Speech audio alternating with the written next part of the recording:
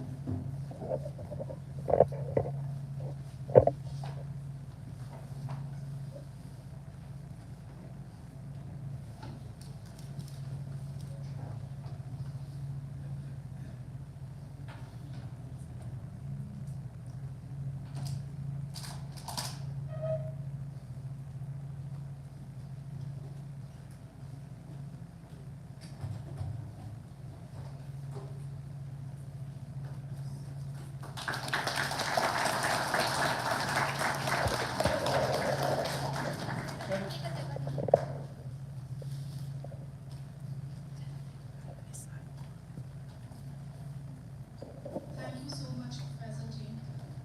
Today's conversation will be run by Dr. Devnath Pathak, Associate Dean, Faculty of Social Sciences.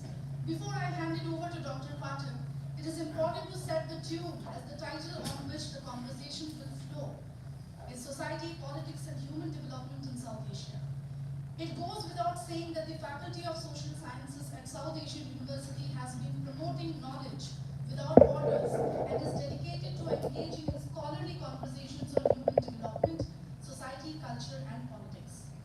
The interdisciplinary atmosphere at Faculty of Social Sciences becomes more stimulating with the presence of Professor Nandi today as we aim at the mandates for two more departments at Faculty of Social Sciences, which are Political Studies and Human Development Studies, along with its unique sociology program. Hence, the conversation with Ashish Nandi on society, politics, and human development in South Asia. Over to you, Dr. Pathak. Thank you.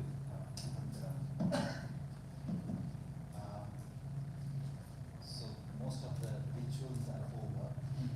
So we get into the content of what we call Bengalis call it adda.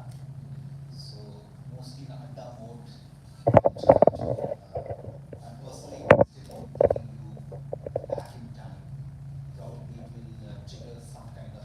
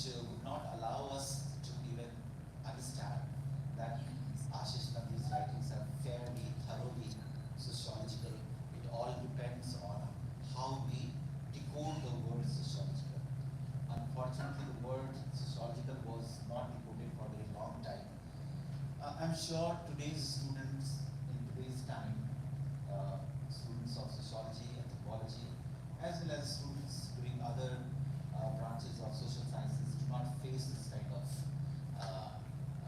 situation of ambiguity. We are very confident with what you have written, and as a result, we keep going back to some of those nuggets, some of those arguments which emerged from your work. To begin with, I thought, probably you made an attempt to savage Freud. I don't know if the students have seen, but this was aptly titled. Your title used to be so inviting. Savage Freud, The Return from Exile. Those titles were really, and even today it makes sense. It's very safe to say that many of us would probably aspire to get exiled here and there so that we could come out with what we call meditative consequences of deep meditation. So in that sense, I thought one can start by checking out with you whether that whole idea of savaging Freud still is relevant for you. I'm also asking this because in today's time we notice a certain amount of disinterest in Freudian psychoanalysis, and it is certainly not because we are all informed by someone called Galp Lok who believe that Marxism and Freudian psychoanalysis and Marxism both are pseudosciences. This decline is not necessarily because we are Popperians. This decline is precisely because we just have lost interest in understanding the collective mindset of our time. Right? Our urge, our quest of the details of that collective mindset has taken backseat, and in that situation, which is also alarming to a great extent, because we do not know what kind of laughter we should indulge in, what kind of humor we should crack, and where, in front of whom.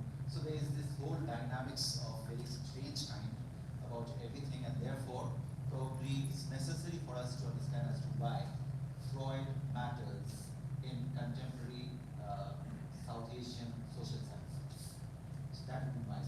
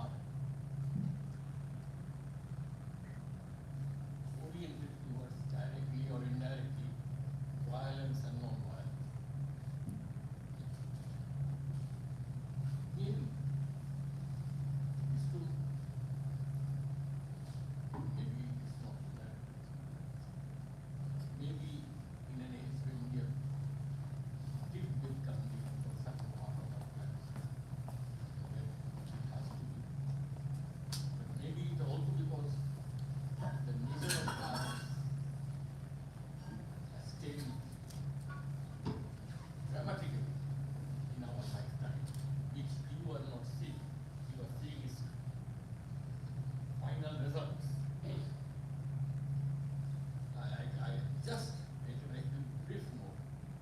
I was very seriously, so I lost all of some of my memories also. But I certainly remember two things. One, that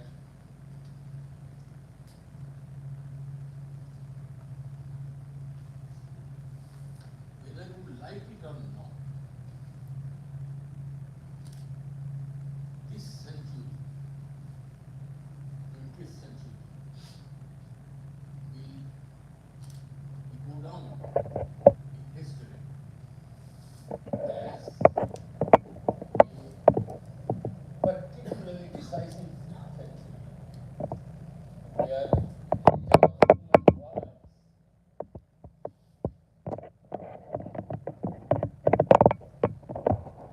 been found. This was supposed to be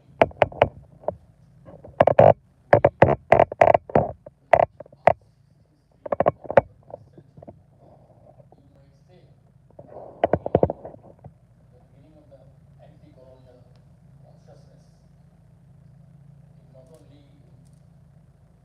India but in the whole of South Asia and also in Africa and also in Latin America. So this is a global thing I'm talking about. Let me be very clear about it at the beginning. Globally, we have lived in a century where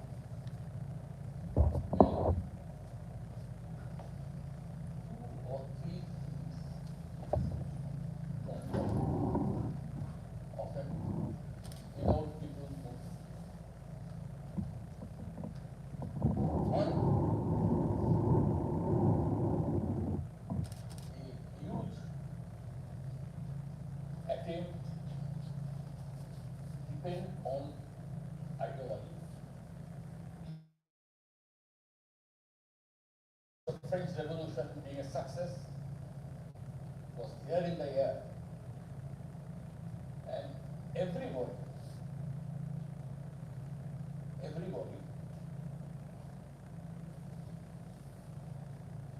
from, say for instance, what would be a good example, from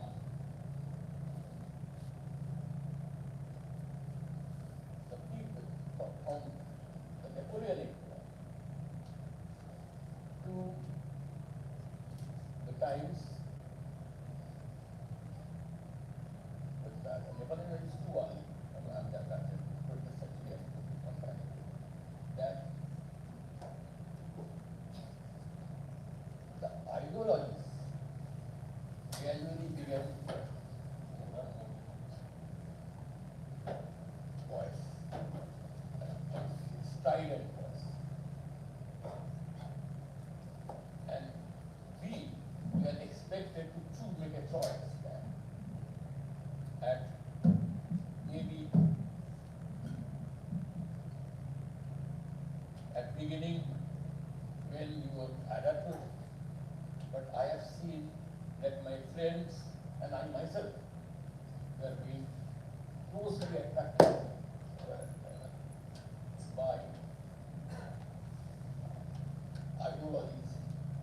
By the time we were 12 or 13, I lost my faith, my parental faith, by 12 or 13, and I became my brother became a kind of a Marxist, leftist, and I became also leftist, I would say, broadly speaking, left.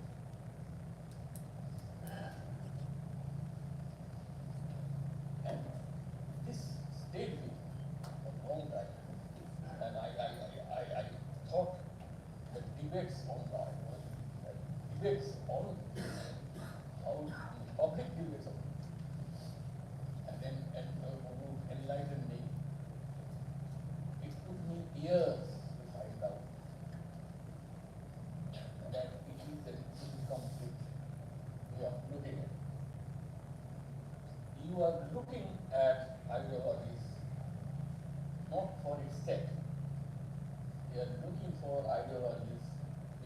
your inner sense, you need this kind of spirit of a different kind.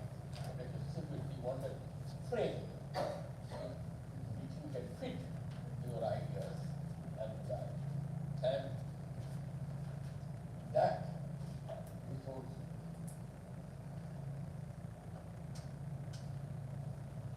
even further that I then gradually found that around this kind of thing there is also a lot of cruelty involved. The ideology which is supposed to deliver us freedom, freedom, deliver us a vision of life, an ideal. In fact, Sudipta Kaviraj has written a memory book where the book's title is, that is, they start with Marx's concept of solitude. So the utopia is not what you actualize after dying. Utopia is this life to ensure that it is landed. The heavens will come to us.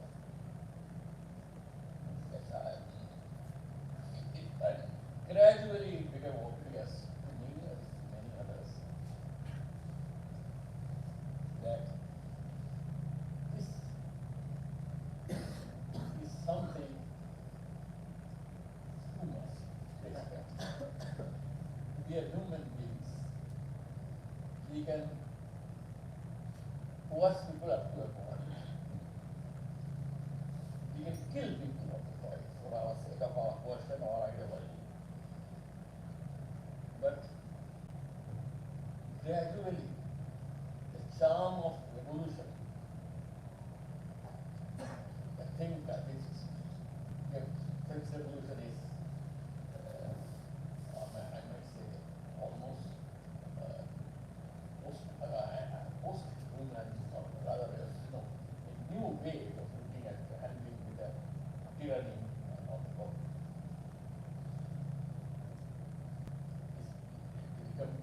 All right was father chance that happened, and that also without poetry. Now new books have come and said the French Revolution, the most dignified part for people to die were the royalty. Because even in royalty they didn't do the literature. Didn't abuse anybody. There was something there.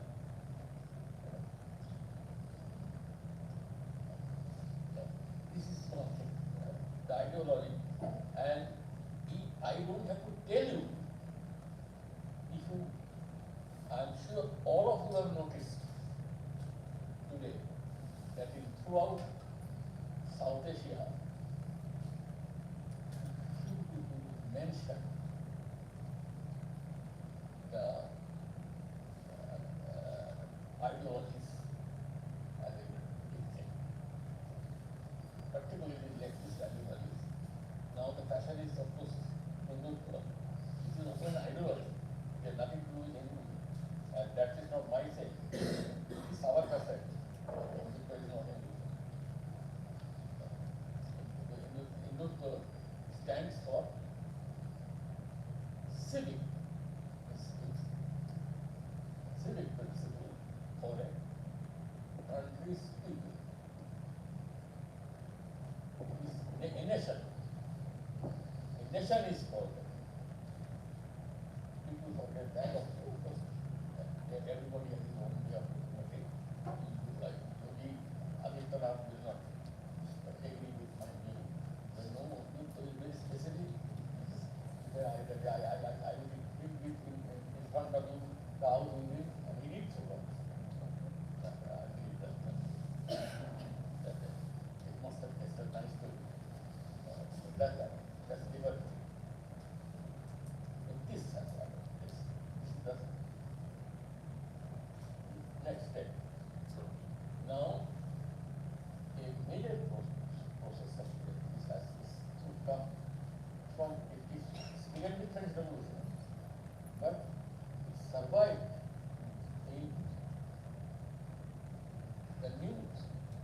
organization of nations and states in 17th century, where nation states were defined very clear, and people thought that it is universe. So that also is new, and I am not saying anything new. But what is new is that as the 20th century is progressing forward, this nation states have to maintain that peace and whatever they call it, whatever various things, and or even the colonialism that justified that in some kind of political way by introducing an element of portrait in political action. You, you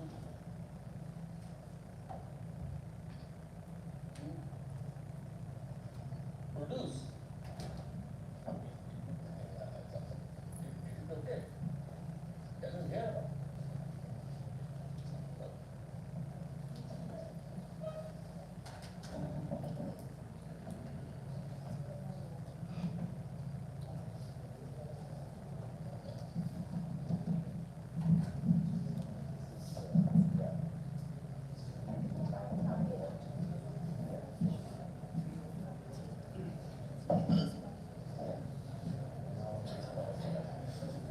Okay. Now, I hope it is not too loud. Where you have a new check on you, namely that you would not kill your opponents in a democratic system. You can defeat him in an election, but you can also, without mentioning it in that way, develop a theory of hatred for the opposition. This I have seen in my college days also. The Marxist will see separate from the socialists. In coffee house also.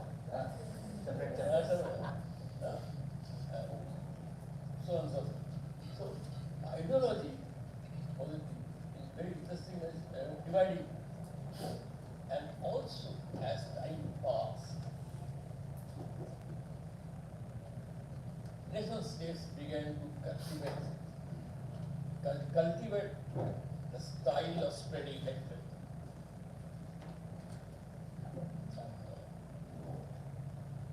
There is no reason why an Indian Muslim cannot go to Pakistan unless he has a criminal or anything that is different, because they are related there. There is no way an Indian also scholar or Pakistan can be a spy. Some Pakistanis might think that, or Pakistani ISI might think, but no Pakistani intellectual will think that.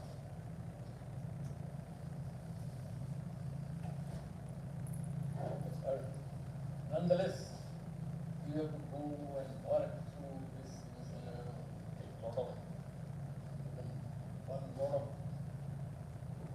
night,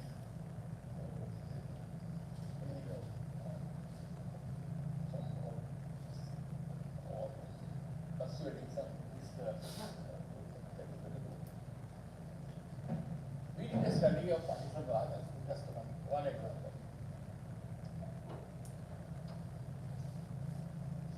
We had some amount of money by Ford Foundation.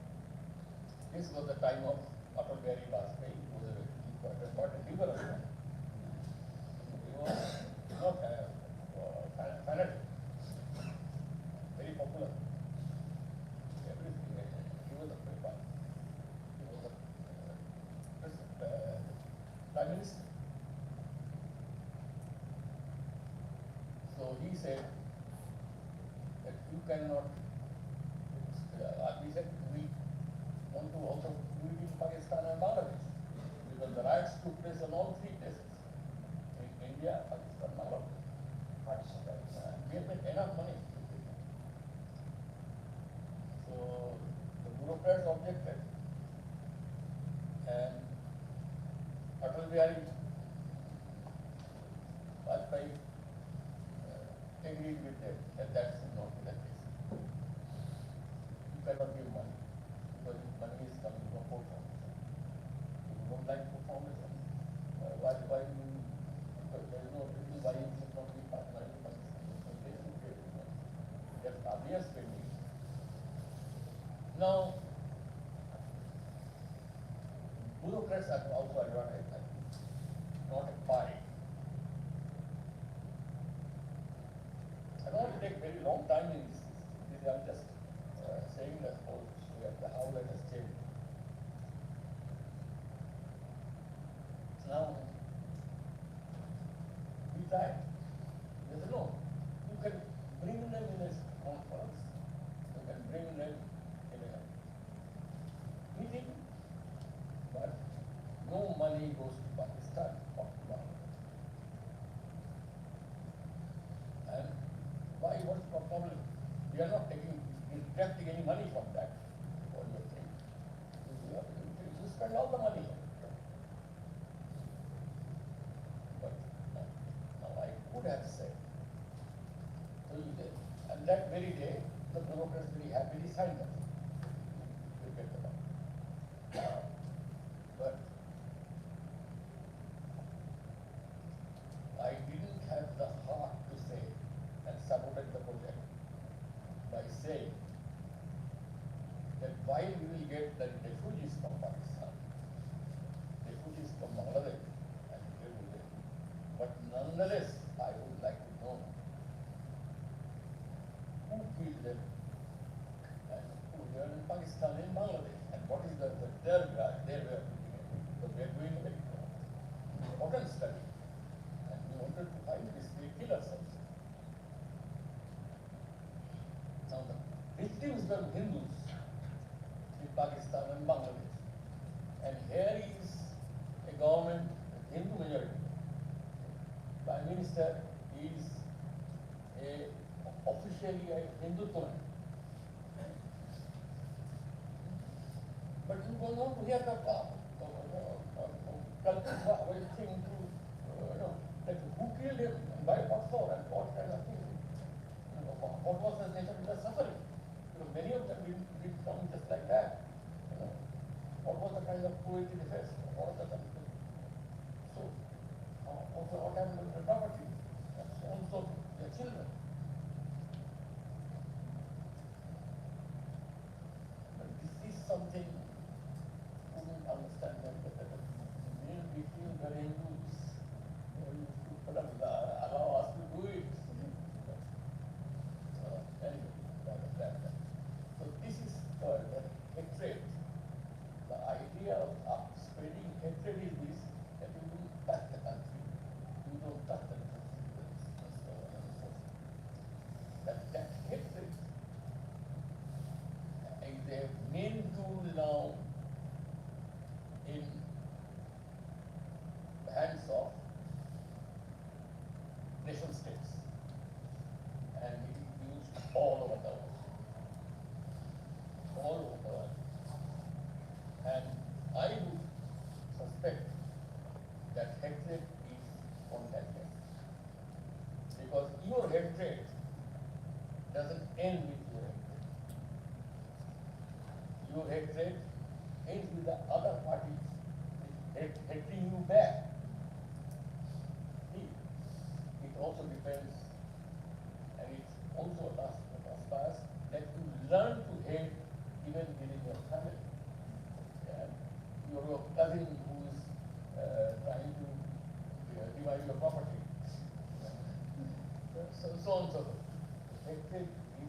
intelligence.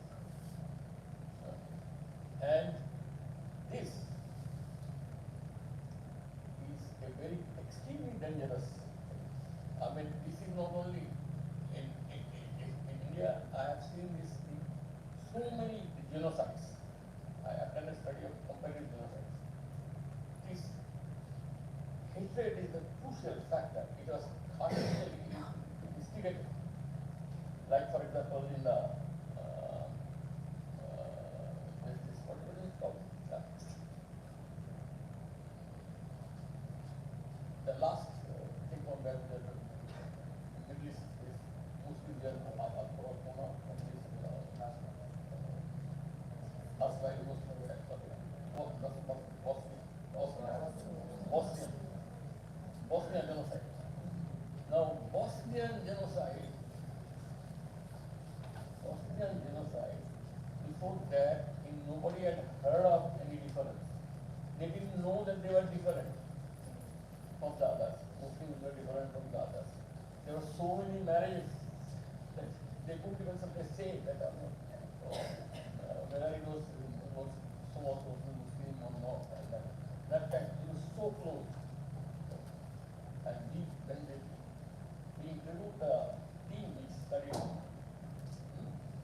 and they said everywhere that this heritage was artificially created by a few persons, Kalinovsky and others, this is a particular person.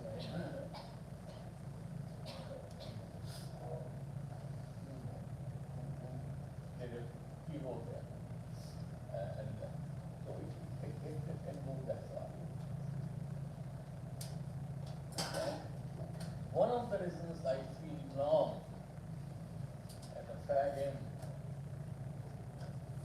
of memory, that possible 20th century, but now too, that this opposites hatred has taken up a new stance every day.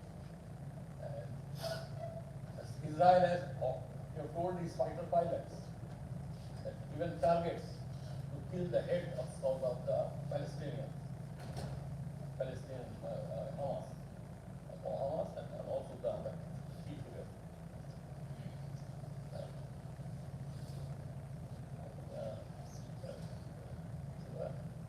And you have a right to kill that man.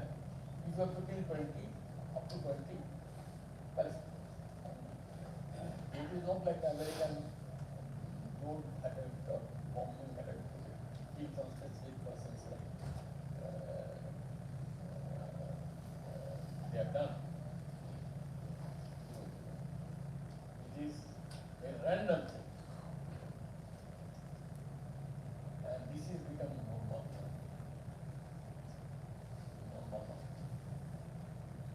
And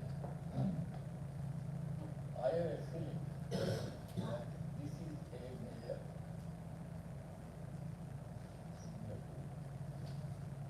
Now the question is, what about old ideologues? I find that people are also like that.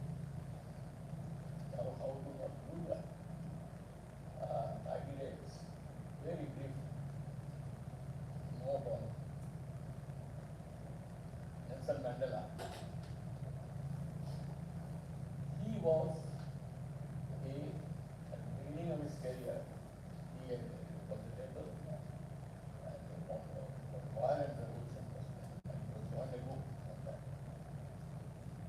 Then that failed and he joined the Communist Party or something. That also he left after a while. Then he ran away from South Africa, and outside being South Africa, he started propagating the outside, and that's it. After all this, when the day came,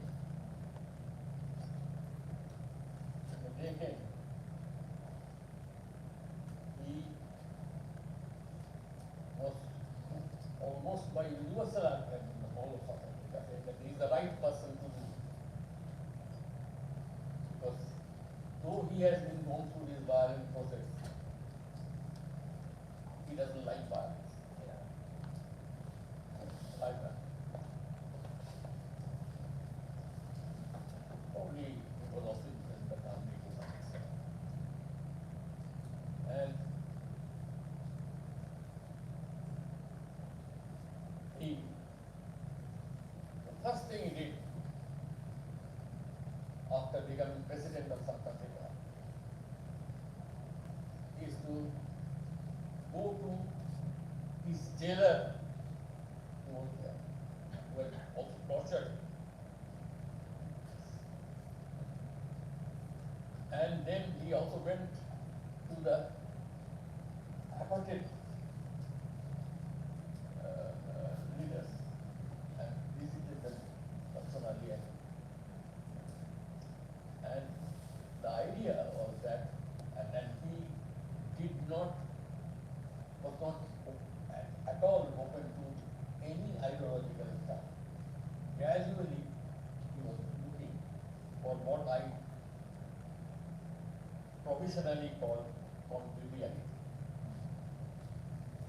So it became a matter of regimes of hatred and regimes of conviviality. And that is the starting point. Now we have to this is No, I see the hatred in Israel. In Israel is concerned. But I also see that Palestinians did, they also have their collective hatred. But they were a little more primitive, they were more backward. And these people were more. And my brief note is on whether wars can even also have their culture. Wars are having culture. First World War had some breaks. There were breaks. One Christmas, certainly the German side with the French warfare were doing, it was very cruel warfare. The German soldiers started singing the Christmas carols. The whole army. And the British forces joined.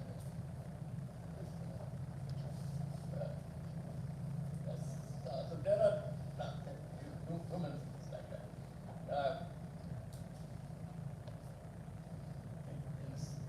In the Second World War, it has become very different.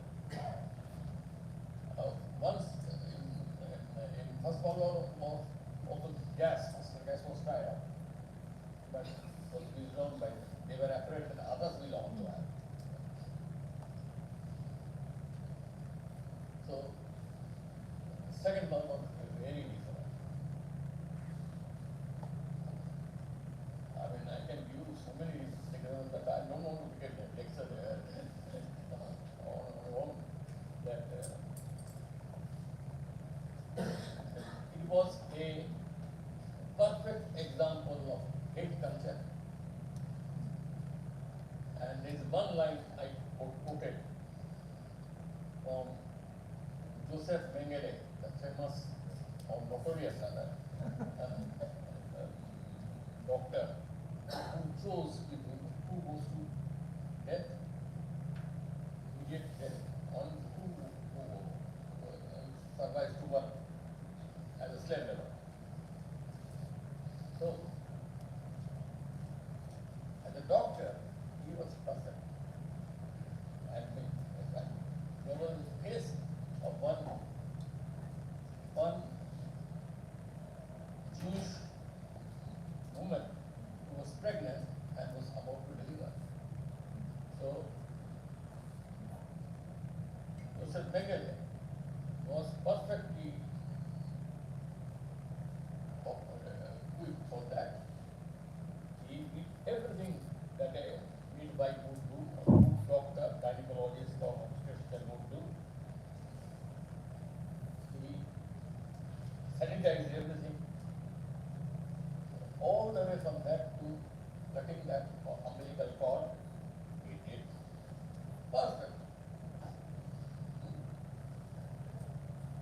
then,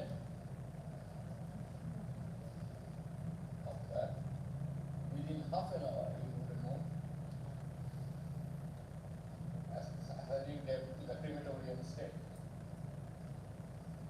Mother and the child, both.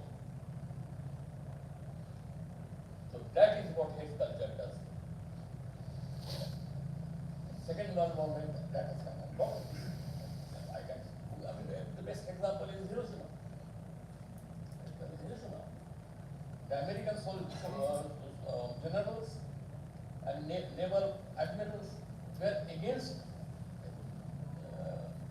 dropping a bomb on Hiroshima. They said,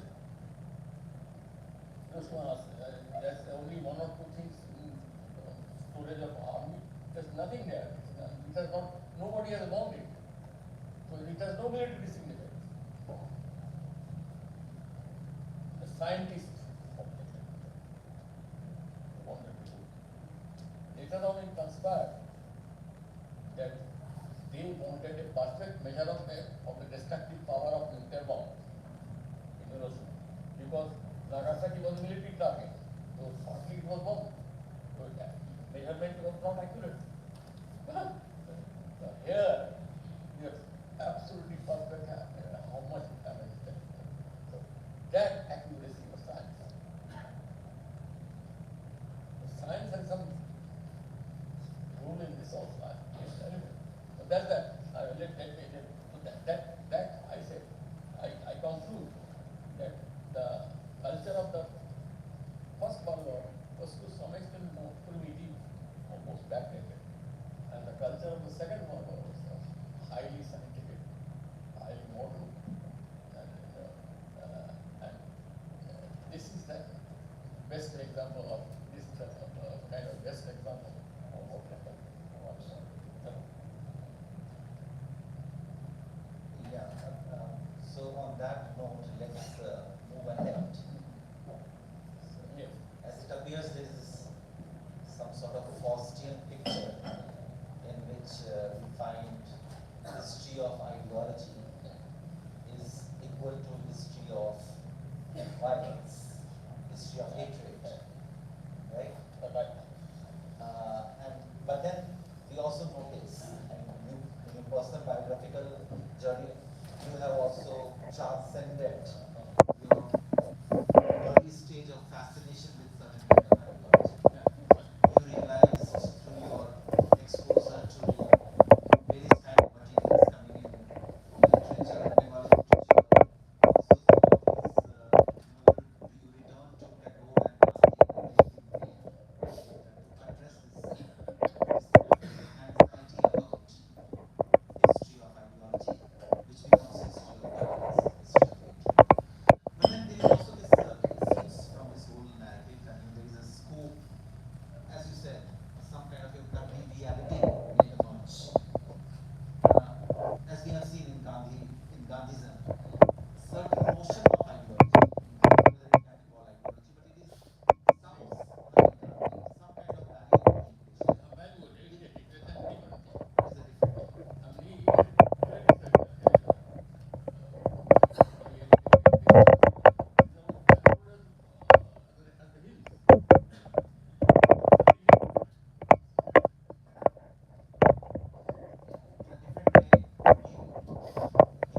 some other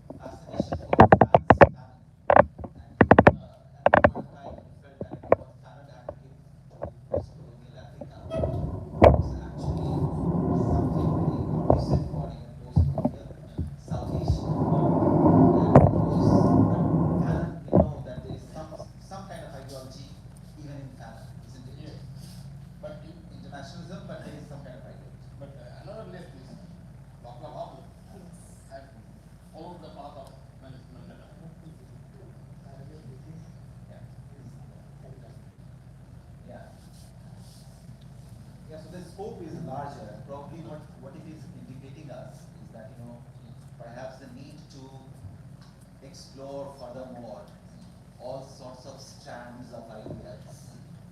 I remember you had a great deal to talk about Tagore's idea of nationalism for him. Yeah, that's right. And it's an antithesis to nationalism that Tagore offers.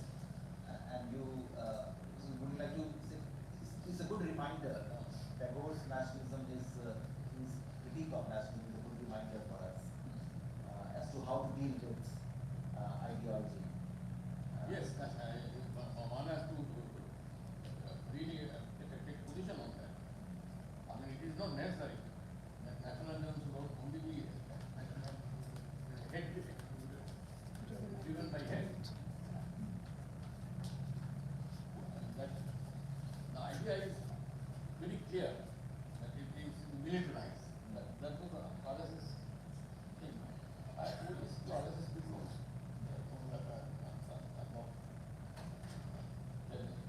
How do they react? Just curious, did they react to you? What was their response? No,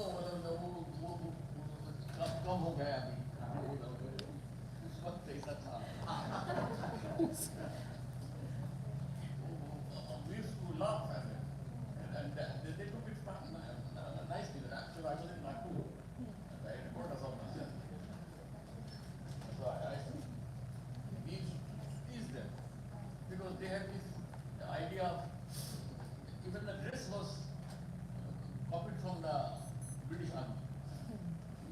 Right. Yeah, but they had a liking for your critique of modern science. That's what I heard. That maybe. Yes. They felt that there is some kind of wavelength matching. They also had a criticism. In the early days, they had a criticism of modern Yeah, science. afterwards they changed it to Bajaj and other company. Yeah. They made it necessary, kind of necessary of that kind of stance. So that's one way of thinking. But we fundamentally we are now in a peculiar position where some people take the ideologies which we take so seriously as almost like a game. Almost like a game. Tariq Ali is a famous Marxist. One of the leading leaders of British post-gap.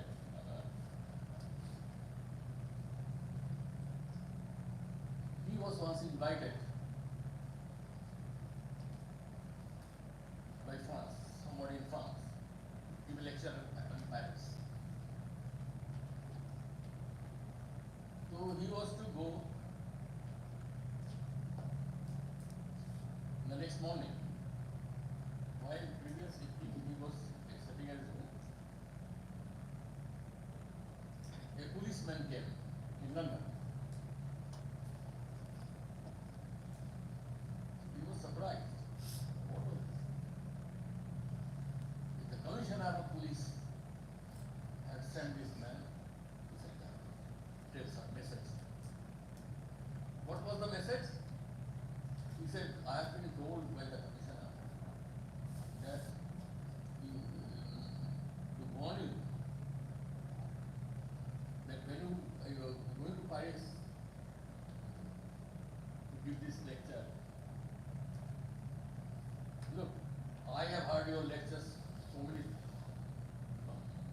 so many times and enjoyed it. But the French do not understand English as much and so on and so forth. So don't take it too far because they will arrest you. So this is the way their own commissioner is this. Your fiery lectures are all right for me, but not for you. So that's the way it is. So that also is coming. I mean, I noticed that already rights in India. Some have died. Unfortunately, the hard cutter, what we call, they have died now. But it was obvious for the last 5 years, 4 5 years, what will happen to them. They should have made this much earlier, they would have been better terms and so on and so forth. Unfortunately, the area where that is central India, that is very sad thing because most of the people killed are tribals and a huge number of them are women. 70 number, but more than this is the way it is. So, anyway, I will now, it's up to you. Yeah, so we'll also take a few questions from here and there. If there is none, then I will fill in, but I'm sure there will be some questions. Try to be a little kind, and by being kind, you can keep your questions slightly precise, easy to grasp. But while they are thinking, so how do you see? I mean, I'm just trying to invoke a little bit of prophetic attitude in you. How do you see human conditions in coming time? Would there be some other kind? Could there be some vision for human development in coming time? Just pushing you to persuading you For to that, yeah. you need, of all things, you need a system which doesn't suffocate all this and which allows people complete freedom of time, which we have enjoyed for a while, long while, not by this way it is what it is now. It's terrible. I mean, the way they've handled the Gujarat Raj thing in this Malayali film is terrible because it is very clear that it was something like how to actually clear-cut Hindu-dominated attempt and organized one. And even Amit Shah said it during the last election, very repeatedly in different times, that yes, they are responsible for the riot, but that is one riot. So that's the way they will look at it. Now this and it's natural. It's natural. It's that the dominant community finds it easier their scores are higher as far as the feelings go. Yeah. So beyond those ideological lines, which may be called left, right, or center, we are I mean, in the streets of Ahmedabad, which has been reported, that people were standing naked men so that they can rape Muslim women if they try to flee. yes. So with a complete sense of freedom, they can raise their critical voice and ask a few questions. That. Feel safe here. No, that's Sir, when you talk of nation states and the idea of nation states in the context of South Asia, Louder. so sir, when you talk of nation states and the idea of hatred, so do you think the idea of nation state when applied to South Asia, it limits the idea of South Asia, like it narrows the scope of South Asian history? Nation state. Does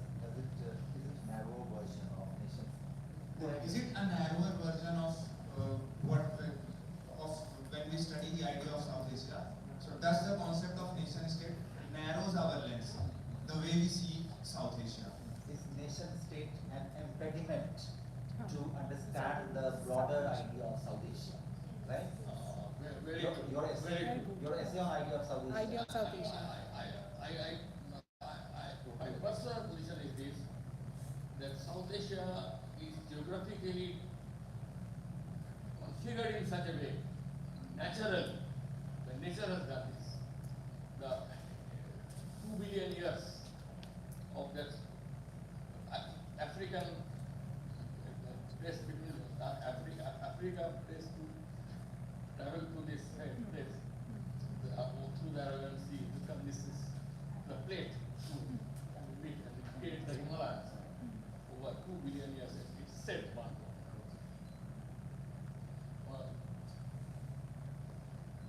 It has made the situation such that the South Asia remains, South Asia is incomplete. Every country in the South Asia is incomplete in itself. And these were characters. This whole, the diversity of languages, even that is under attack. Last year I said it 1500 languages, now it says 1200, 300 vanished. Then they vanish. And I am sure other languages will vanish. So, every language is an encyclopedia. It is a way of life. It is a culture of life. It is a civilizational statement. And that diversity enriched us. That diversity enriched us.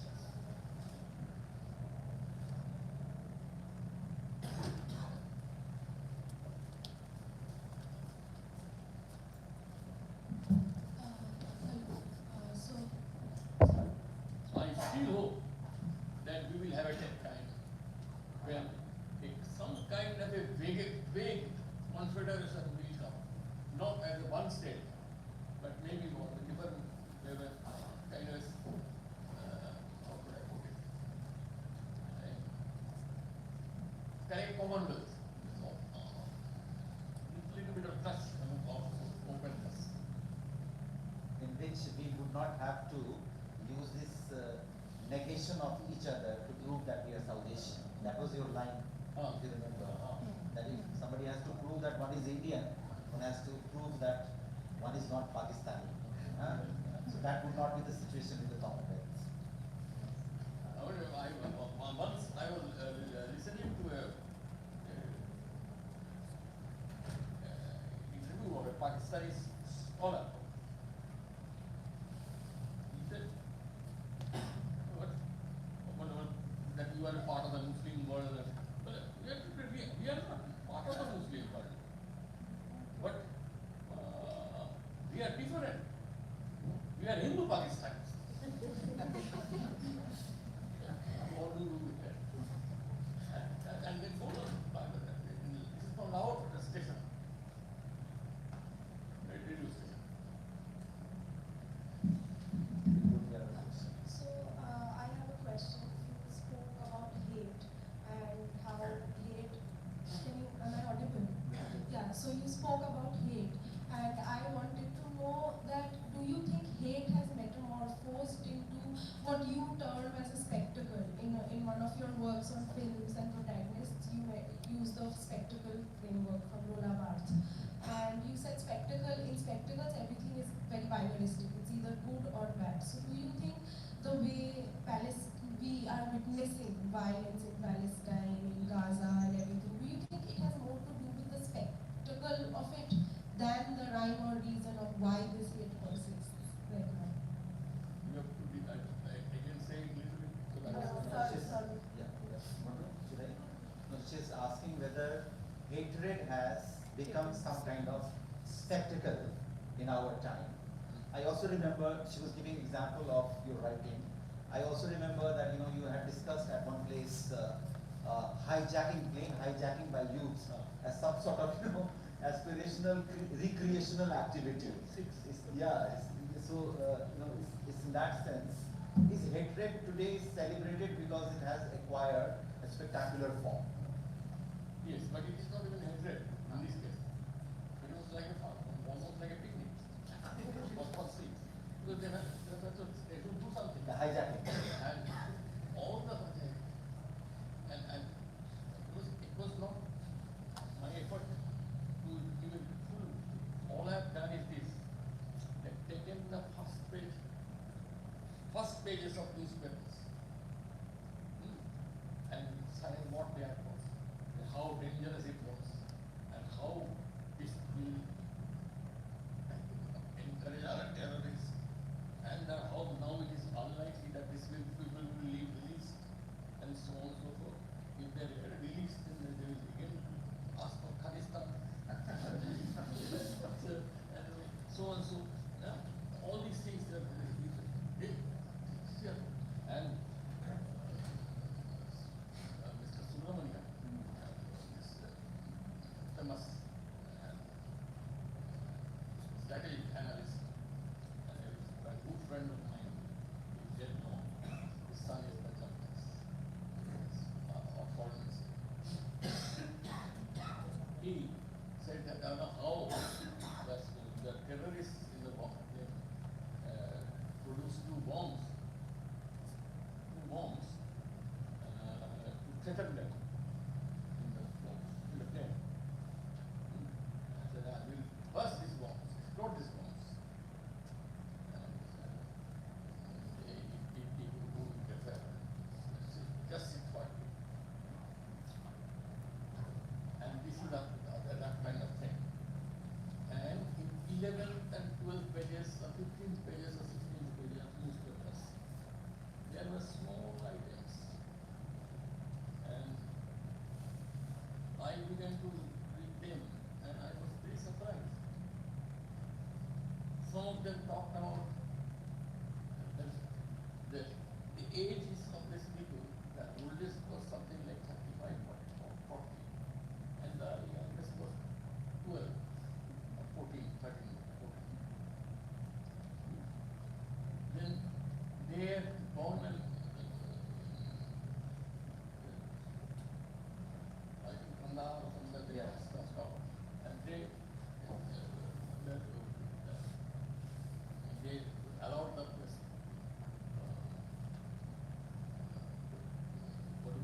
travelers to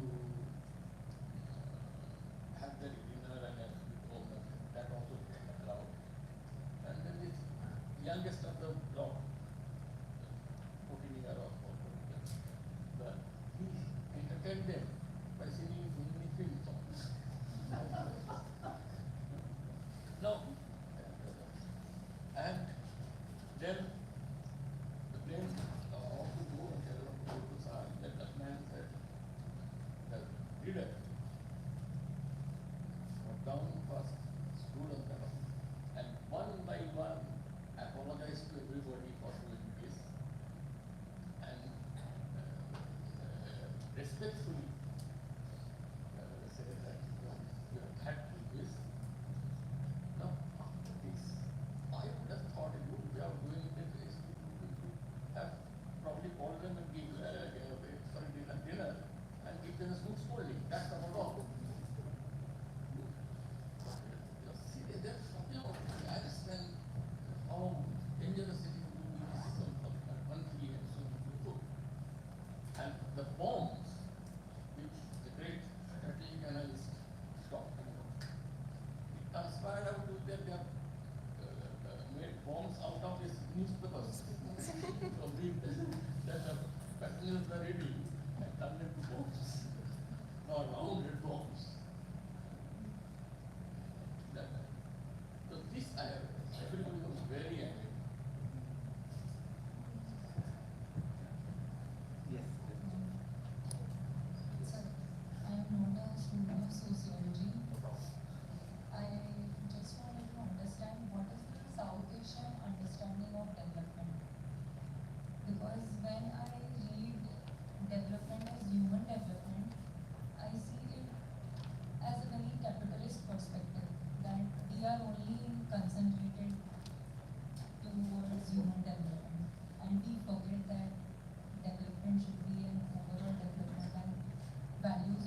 Asia were such that it did not just concentrate on humans but also the overall entire environment, culture, everything. That's opposite here. You're right. So why do we only discuss But human I would development? like to add that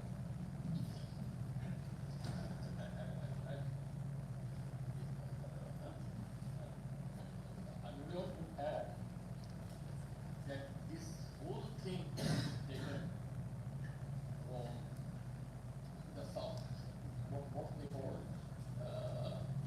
Asian tigers. Asian tigers. Japan, all the way up to Singapore,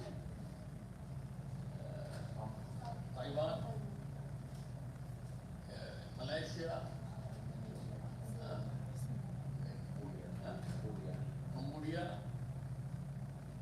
and even Vietnam. So this whole bunch, and that thing is absolutely clearly laid out in how that what is the logic. That's what God. And part of the story, the important part of the story is that each of these countries, successful countries, became authoritarian, dictatorial. Each of them. So I suggested that the attempt in India was also technically bad. And though we don't fully acknowledge that it is, I mean, only one personality said that this is Rajiv Dhawan, Supreme Court senior doctor. He began his speech in India International Center stage. We all have elected a dictator to our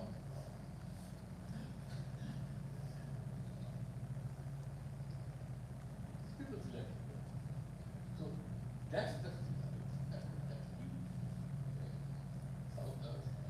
yes, you will get the South Asian style of development, but at a cost also. At a cost. Don't forget the cost. Look, I have a question. In the beginning, you talked about how people cling on to ideologies for a sense of security. Ideology for security. People are attracted to ideology for a sense of security. Yes. But can we also extend that argument to say that people cling on to ideologies, rather hide behind ideologies to shirk off accountability? Accountability. Right? Very good. Oh, yeah, certainly. That's very important. Yeah. And in fact, that is why it has now gone a kind of a withdrawal of some kind. We don't hear their voice now. The official position is very clear of Marxist Party. When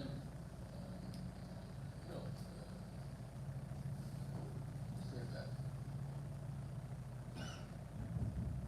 CPM, that largest political Marxist party, it said that we do not think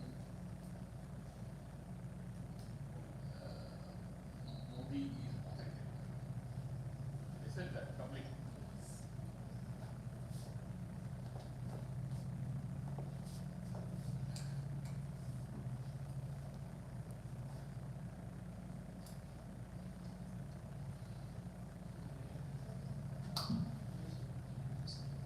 You talked about Singapore. When people denounce Singapore, it is denounced as primitive, quote unquote, primitive way of doing politics, or communal way of doing politics, or denounced as amodern. But don't you think the way of how it operates, how the ideology operates, how it operates on ground via writers, programs, etc.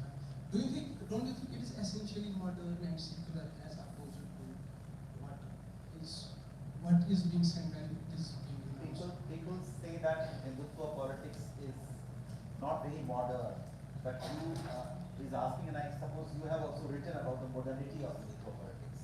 What monitor? Hindutva politics, modernity of ideological politics. Yeah.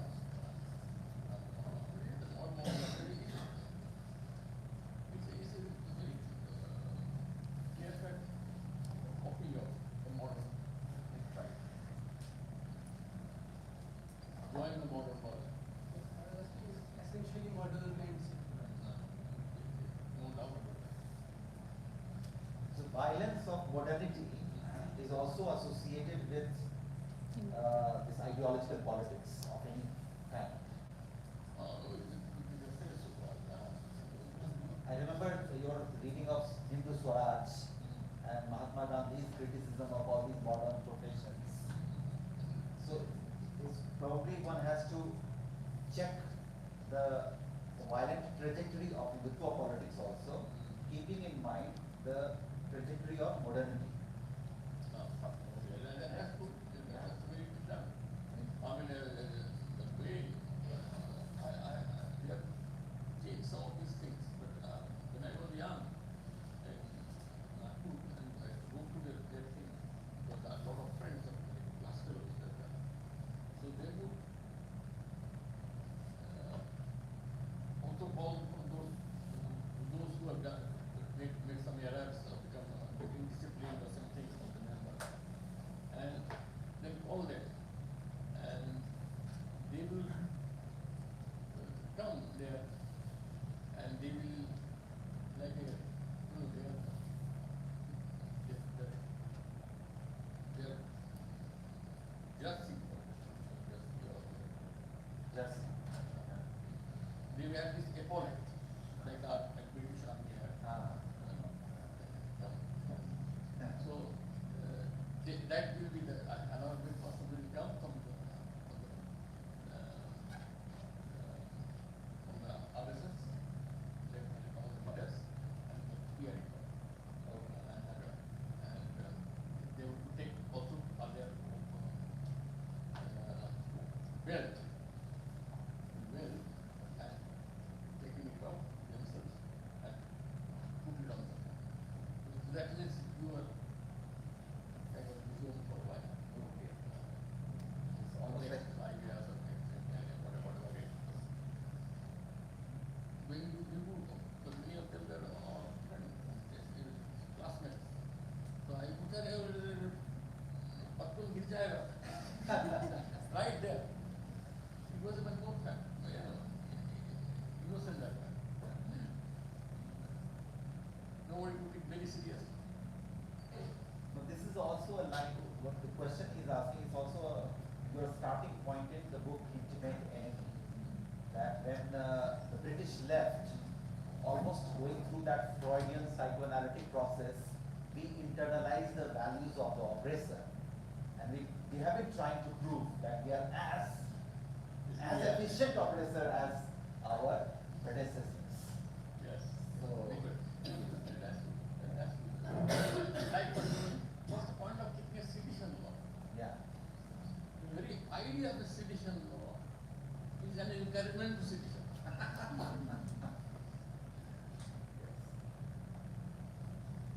Sata. Hello, sir. Since you are part of post-colonial studies. Hello. The idea is just give one example. Sorry, just to give an example, how this sedition thing about. Only few years ago, sorry, I will this is something really interesting. Only few years ago, there was a election in Scotland. Actually, for my referendum. Whether Scotland will be Yes. and will also join.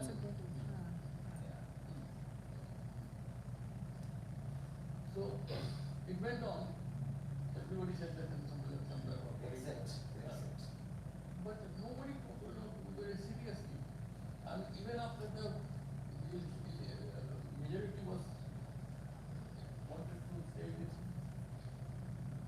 England. Like the education is voting, then it laws. That's a different kind of thing. That's a different kind of solution. Given a notice that people might do that someday in future. That. I can do another example. In Africa, when Leopold was one of the capital and all that other thing, there was a sedition. They wanted to separate. So, nobody was shocked. Nobody was shocked. They said, you want to separate? Yes. They don't vote. They said, all right, go ahead. And they invited all the persons from Liverpool and invited them to go there for the opening ceremony. So these people went there and had a great grand feast there in the new country. Similarly with Singapore. Singapore became separate from Malaysia. No shedding of tears on either side. They didn't even change the names of the British names, English names. All of them. Even now. So this is the international group which is good for business. As simple as that. This is the way world is. We take everything too seriously. The sedition of nipped in the bud. We'll take the last question. Last or second last? Second last. Keep it short. Hello, sir. As since you are one of the great contributors of post-colonial study, and we have got the opportunity to read your work, like Intimate Enemy, Colonization of Mass, this kind of great work. I have a question regarding the post-colonial study. How does post-colonial study as a framework negotiate with the larger question of a nation state? Question of a nation state. Nation state. Nation state, particularly. Nation state. When post-colonialism emphasizes on decolonizing the nation, at the same time reimagining the society based on this new framework, right? India has so many cultural religious traditions. On which framework, on which tradition, on which culture this nation will be built on if you follow the post-colonial framework? For example, in your own work, there is a chapter called Gandhi and Uncolonized Mind. How? He doesn't like the idea that Gandhi was uncolonized man. He has a problem with that idea. Why are you saying that Gandhi was an uncolonized? What is your point? My because he was a very specific person. That his concept of non-colonized mind also differs from everybody else. Many of them are basically ethical things. I have not bothered with defending Gandhi. But one thing is true, that this Narendra Reddy, historian, she says that in the whole of South Asia, South Asian University, there are only whole of South Asia. In last 2000 years,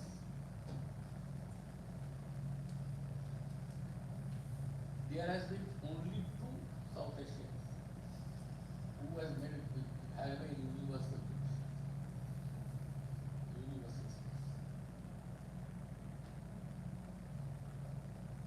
Yes, sir.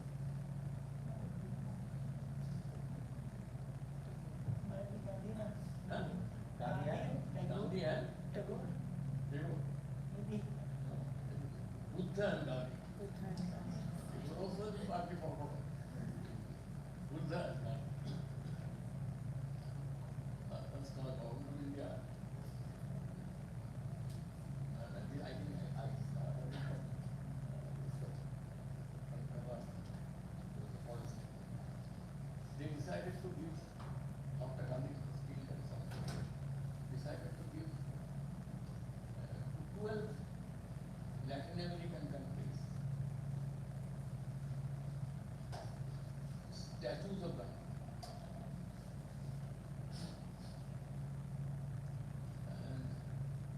proudly to this ambassador. And then 11 of them replied that we already have it. So only one country completely have it. Not others. Everybody has access to that. So this is that kind of thing. Last one. Let's take the last one. Yeah. Sir, do you think the hatred that is given to ideology is derived from religion? For example, we refrain from talking about religion when we talk about hatred related to ideology due to our compulsion of being morally correct and politically correct. I will be. No. Can we talk about religion? Even though we are worried about. When we talk about ideology, is religion an inevitable part of the conversation? But we usually refrain from talking about it due to our sense of being politically correct and moral. She wants, basically you want to blame religion for ideology. Should we be blamed? Yeah. Can we think that religion is a source of all kind of disturbing ideology? Hatred towards So ideology. that depends on Hatred toward ideology. yeah, how you interpret the religion. How you interpret it.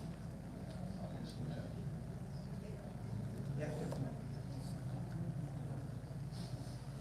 Yes. Yeah, so It's fine, otherwise it's fine with the answer. go ahead. So like you make a distinction between the statist and the cultural nationalism. So like every culture has its own ideology as well.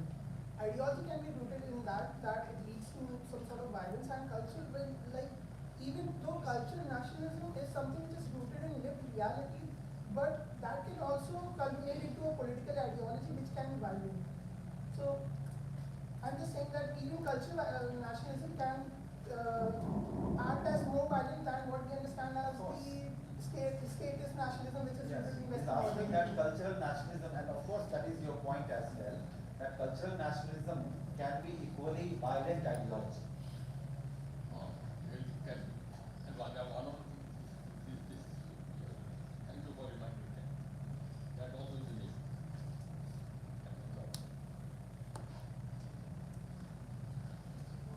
All right. So now, unless you want to say something more. No, I just wanted to say what Someone by.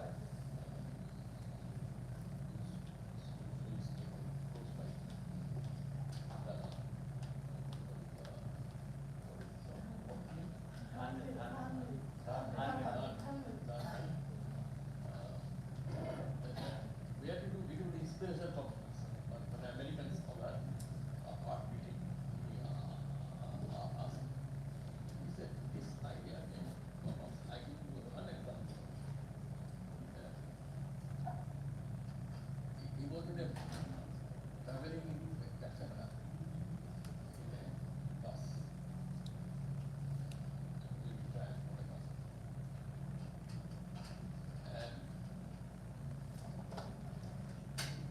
there was this, everybody is very crowded, and they were holding this thing by hand. So this woman found that somebody is exploding her what is her body. And she gave him a resounding slap.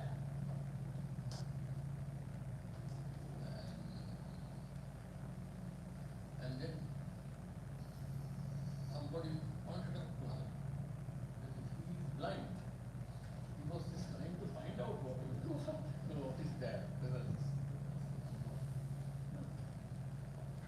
This woman immediately was broke down. I have did wrong to apologize to her and all that. And she says, this I use this idea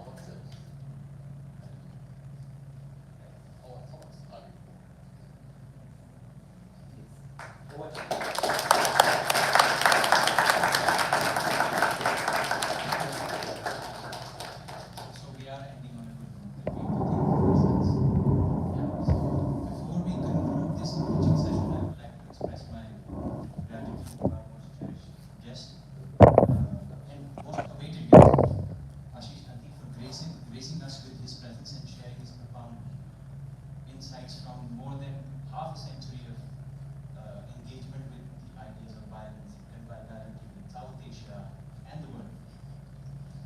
So we are truly privileged to have you here today. And I would also like to thank Dr. Devnath Pathak for whose skillful facilitation today made this dialogue all the more engaging. A special note of appreciation goes to Dr. Ratan Kumar Roy for convening the event. I would also like to thank Professor Pankaj Jain, who's not here, for warmly welcoming Ashish sir. And I would also like to thank volunteers, especially Aditi and San, who got up early in the morning and got the bouquet. And to the audience and your enriching questions. Your thoughtful questions and engagement has brought some